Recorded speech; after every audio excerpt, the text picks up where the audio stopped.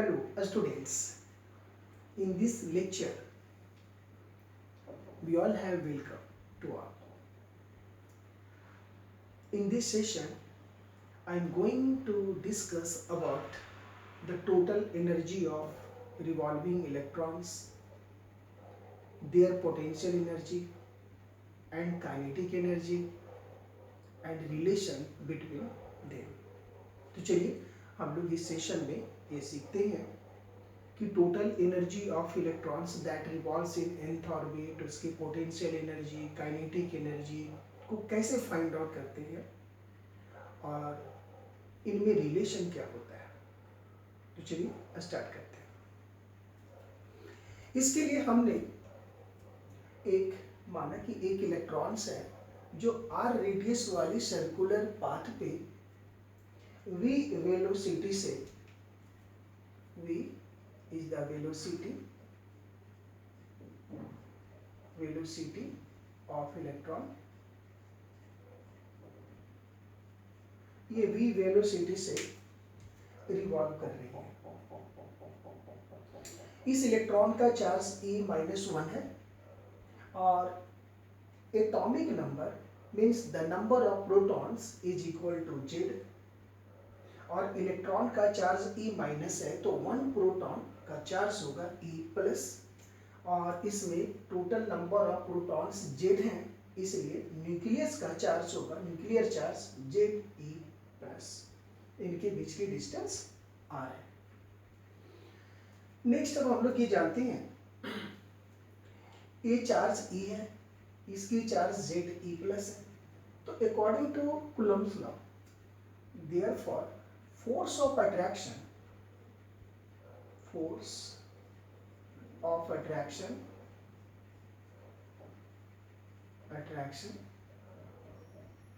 in between electron and nucleus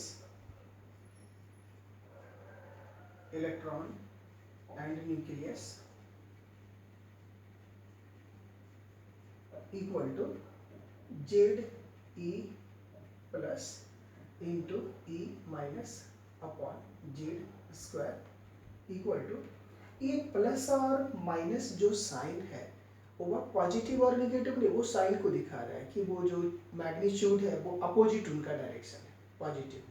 तो यहाँ से ये लिख सकते हैं Ze square by R square. This one is the force of attraction.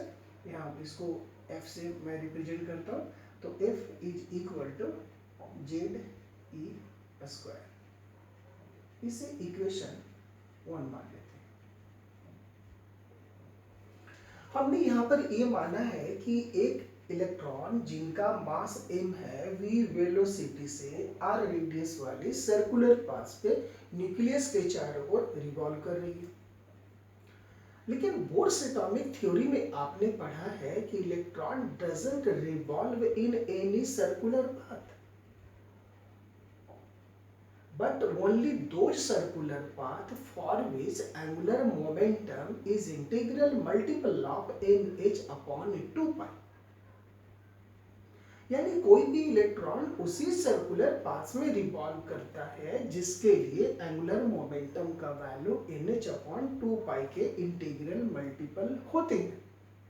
और हमने मान लिया कि एक इलेक्ट्रॉन है जिसकी मास m है, v वेलोसिटी से r रेडियस वाले सर्कुलर पाथ पे इस न्यूक्लियस के चारों ओर रिवॉल्व कर रही है। इसका मतलब इस सर्कुलर पाथ के लिए भी एंगुलर मोमेंटम का वैल्यू nh अपॉन 2 पाई के इंटीग्रल मल्टीपल होगा।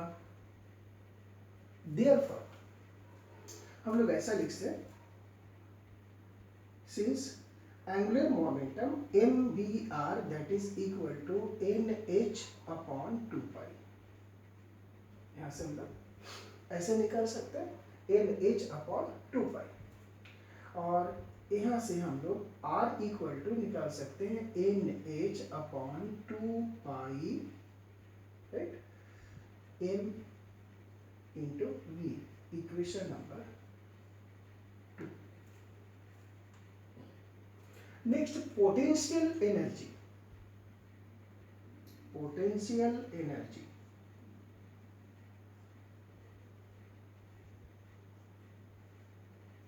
दैट इज इक्वल टू, इसको शॉर्ट में पीई से लिख सकते हैं, पोटेंशियल एनर्जी इक्वल टू, ये हो गया कितना, Z E square by R minus, ये पोटेंशियल एनर्जी होता है। तो potential energy minus Z E square by R, M B R equal to N H upon 2 pi. Next,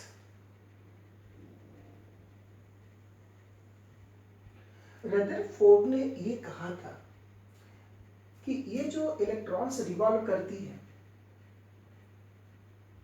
उसके टेंजेंशियल डायरेक्शन में, जिस सर्कुलर पाथ पे रिवॉल्व करती है उसके टेंजेंशियल डायरेक्शन में एक फोर्स लगता है M V square by R, that is called centrifugal force.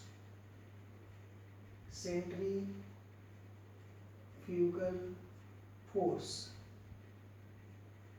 और यह इलेक्ट्रॉन एक फिक्स सर्कुलर पाथ पे रिवॉल्व करते रहती है। इसका मीनिंग है कि this centrifugal force is counter balance to the centripetal force, I mean force that operates between this revolving electron and nucleus, and the force that operates between revolving electron and nucleus is equal to jd square by r square.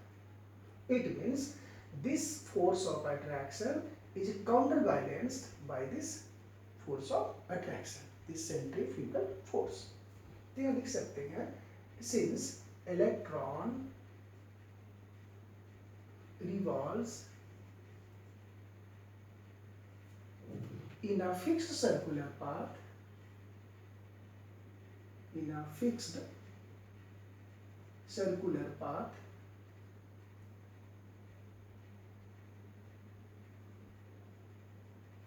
therefore z e square by r square equal to mv square by r, ये r cancel कर लीजिए, therefore mv square equal to z e square by r, equation number 4. Total energy of electron that revolves on a circular path around the nucleus. Therefore, total energy of electrons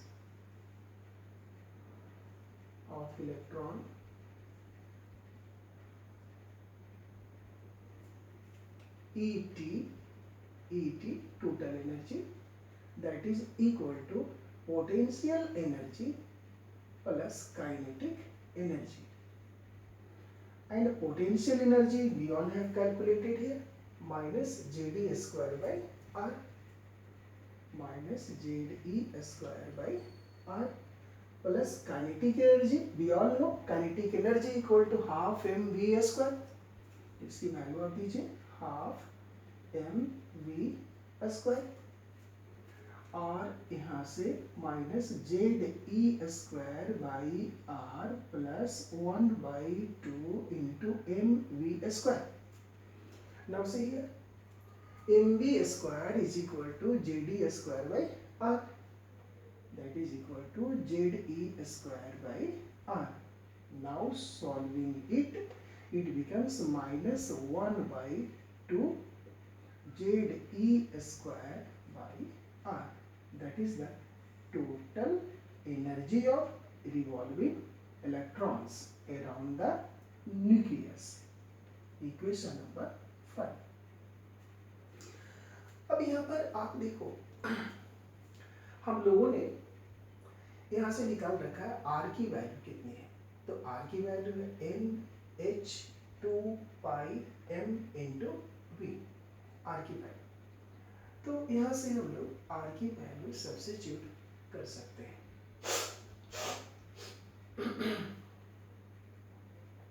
अब यहाँ से हमने यहाँ R equal to NH/2πmV हम लोगों ने निकाला. ये R की वैल्यू हम लोगों ने यहाँ सब्स्टिट्यूट किया, ये हो गए टोटल एनर्जी. और हम लोगों ने यहाँ से ये निकाला कि MVR equal to NH/2π. M V square J D square by R. ठीक है, हम लोगों ने वैल्यू रख दी E T equal to -1/2 dot J D square by are.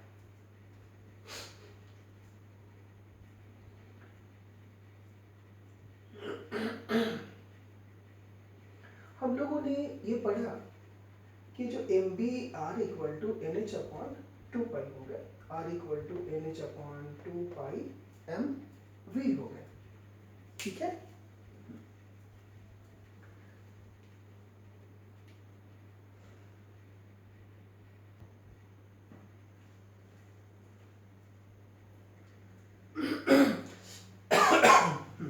तो हम लोगों ने यहां से ये निकाला था total energy equal to -1/2 J D square by R, यानी वह इलेक्ट्रॉन जो रिवॉल्व कर रहा है सर्कुलर पाथ पे उसकी total energy -1/2 dot J D square by R के इक्विवेलेंट होगा।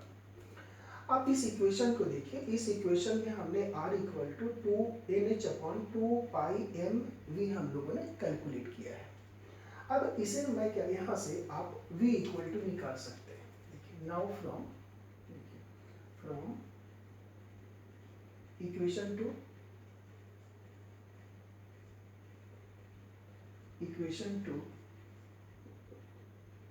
यहाँ से आप v इक्वल टू निकाल सकते हैं। तो यहाँ हम लोग ऐसा भी कर सकते हैं, यहाँ जो r हमने कैलकुलेट किया v भी निकाल सकते हैं। तो यहाँ से मैं लिखता हूँ v इक्वल टू, तो v को यहाँ कर दीजिए, r को, तो v equal to N H divided by 2 pi M into R. इस v का वैल्यू इक्वेशन 4 में सब्स्टिट्यूट कर दीजिए। नाउ फ्रॉम इक्वेशन इसको आप मान लीजिए 6 कर लीजिए। नाउ फ्रॉम इक्वेशन 4 में सब्स्टिट्यूट कीजिए, तो m इंटू वी स्क्वायर है, तो क्या हो जाएंगे N square H square by 4 pi square M into R, right, into R equal to Z E square by R. अब आप यहाँ देखिए इसकी जो वैल्यू है यहाँ हम लोगों ने सब्स्टिट्यूट किया था 4 पाई स्क्वायर एम स्क्वायर, ये एम स्क्वायर होगा, ये आर स्क्वायर होगा। एम कैंसिल कीजिए, आर कैंसिल कर लीजिए, अब यहाँ बचा हमारे पास आर, तो और R would be equal to, देखिए इस आर को यहाँ ले जाइए, ये दोनों को यहाँ ले आइए, देखिए एन स्क्वायर एच स्क्वायर, ये दोनों नीचे में क्या हो गए 4 पाई स्क्वायर, देखिए एम आर तो यहाँ चला गया, फिर नीचे क्या आ गया Z E square. This is equation number ये 6 और ये 7 हो गए। ये अभी रहने दीजिए इसको, यहाँ से आर इक्वल टू हमने निकाला। नेक्स्ट आप देखिए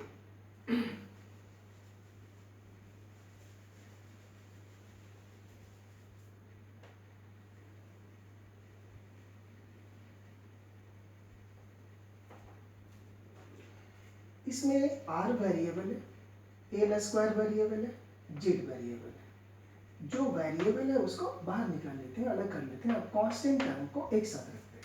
देखिए और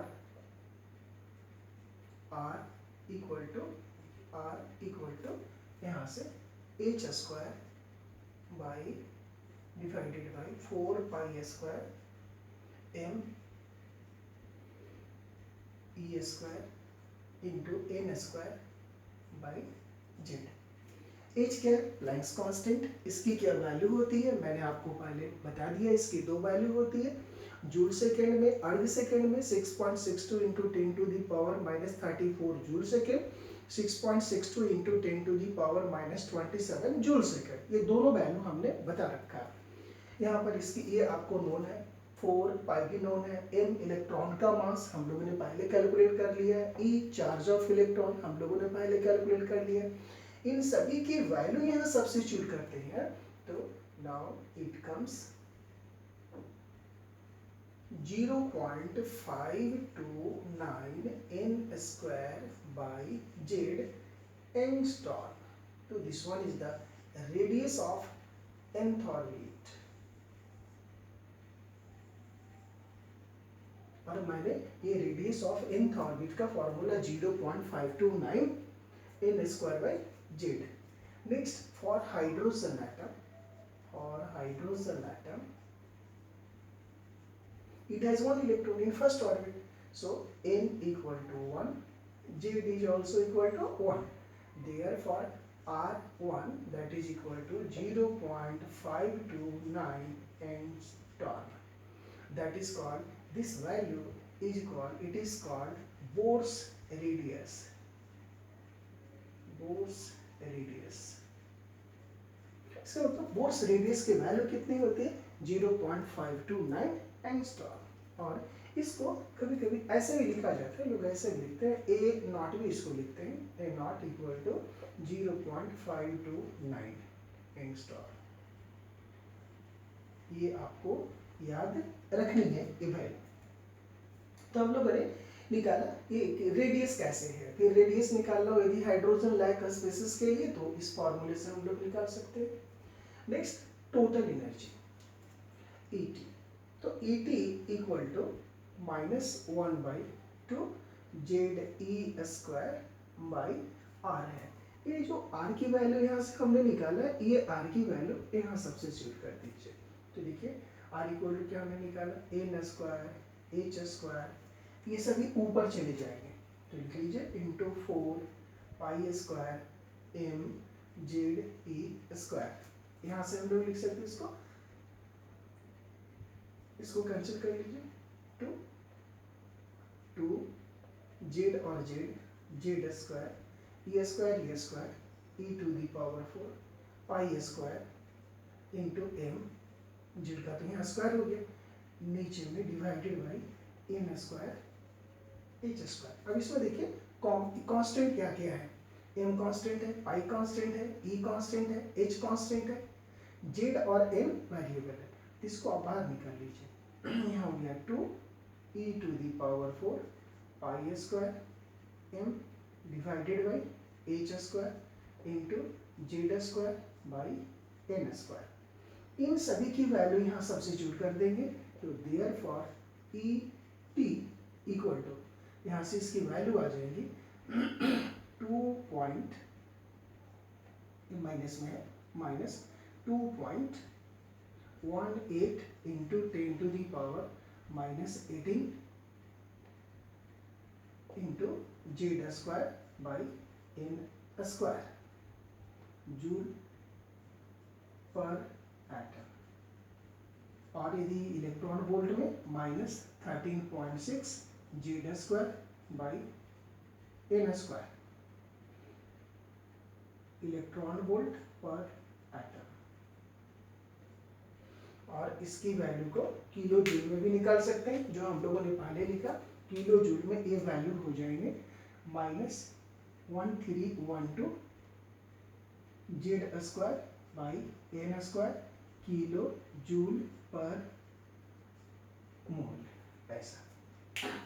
तो हम लोगों ने यहाँ से भी निकाला कि बोर्स रेडियस का वैल्यू क्या होता है. कोई हाइड्रोजन लाइक स्पीसीज है, उसकी रेडियस की फाइंड आउट करनी है, तो उसके लिए कौन सा फॉर्मूला यूज करेंगे, Rn equal to 0.529 n square by Z. Total energy की फॉर्मूला डिफरेंट यूनिट में यहाँ होती है, इसको मैंने पहले लिखा भी था इसको. नेक्स्ट आप देखिए,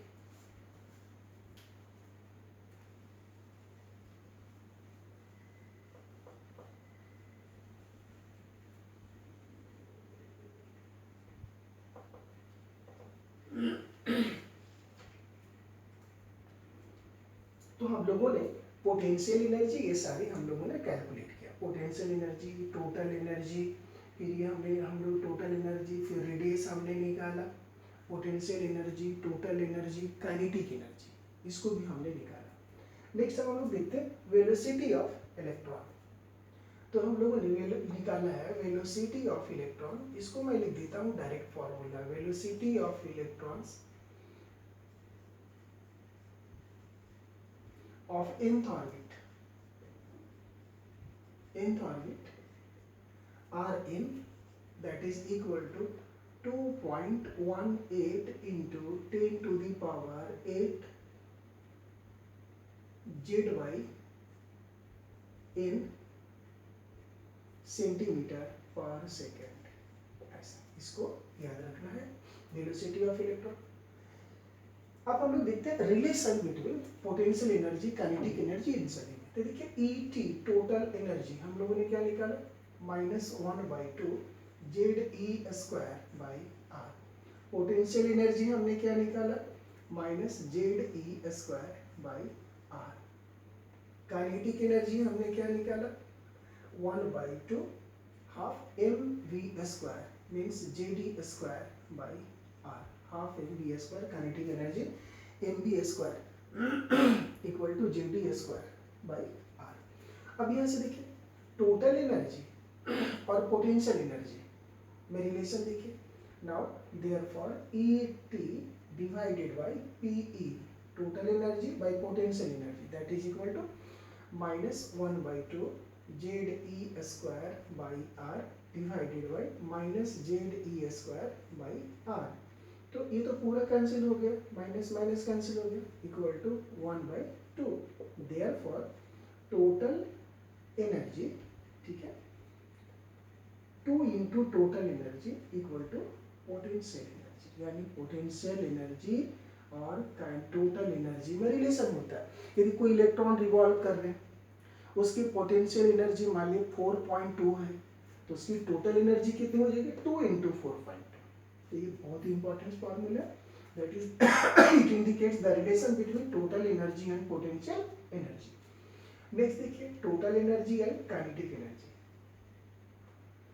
ये रिलेशन था टोटल एनर्जी पोटेंशियल एनर्जी। अब देखिए second total energy and kinetic energy.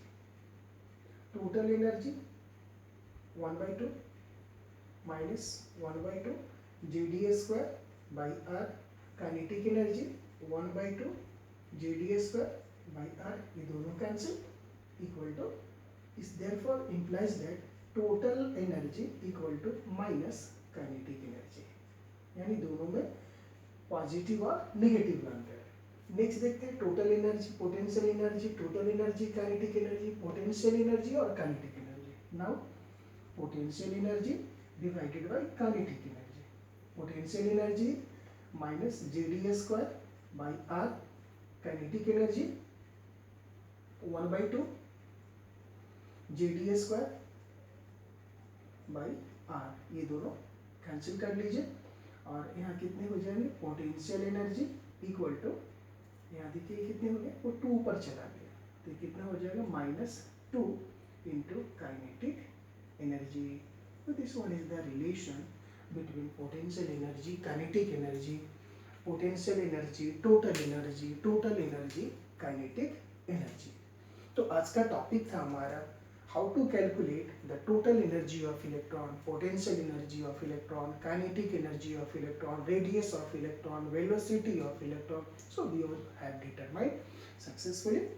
शायद उम्मीद करते हैं आप लोग भी इसे समझ गए होंगे। So आज इतना ही, नेक्स्ट क्लास में we will meet in a next class with a new topic. So thanks to all.